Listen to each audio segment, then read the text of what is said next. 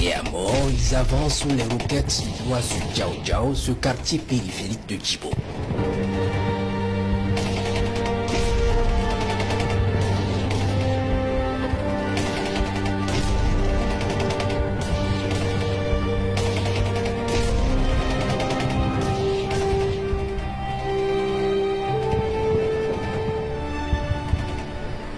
Ils font jonction à l'entrée de la ville avec un autre groupe d'environ 500 combattants venus du Tongomaël. Ils avancent tous comme des fourmis sur la base.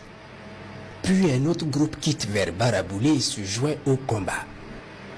Les vecteurs de surveillance de la base les observent avancer puis engagent le combat à un moment donné. On peut voir un véhicule blindé des criminels foncer sur le mur de la base pour faire une brèche. Les vaillantes forces tiennent les autres en respect par un feu nourri.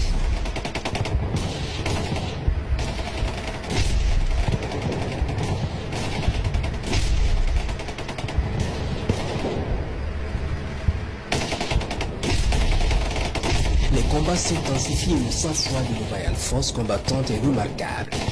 Il est 15h15.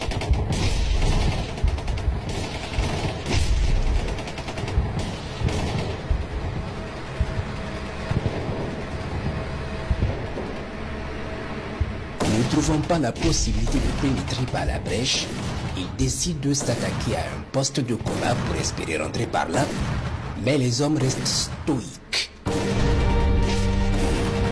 Les observateurs du 14e RIA vont atterrir et passer la main aux appareils de combat. Ils choisissent un groupe à la première brèche puis lâchent un missile d'une violence extrême sur leur tête.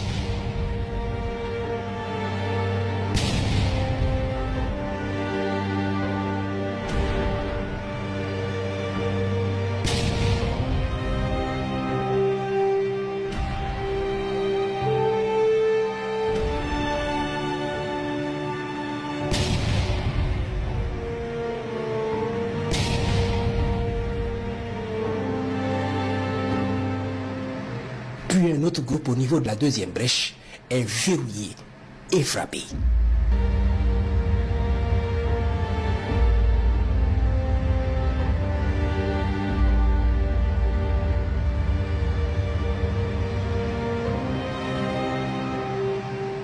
Les criminels commencent à battre en retraite, mais pas pour longtemps parce qu'ils vont revenir à la charge avec un autre groupe qui vient d'arriver en renfort.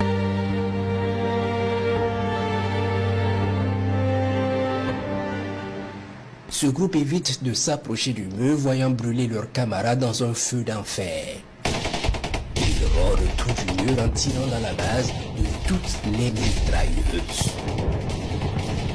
Plusieurs avions de combat étant alertés, se mettent en route vers Djibo. Les hélicoptères d'attaque vont prendre ce groupe dans un feu immense tout en mettant en échec les tirs des DCA contre eux.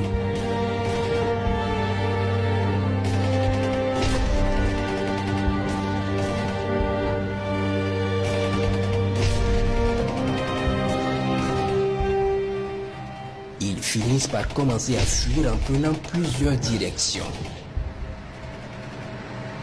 Les avions de chasse vont neutraliser une colonne en fuite vers Nassumbu, à quelques kilomètres de la base. À 18 h, les vecteurs aériens sillonnent la base. Elle est intacte.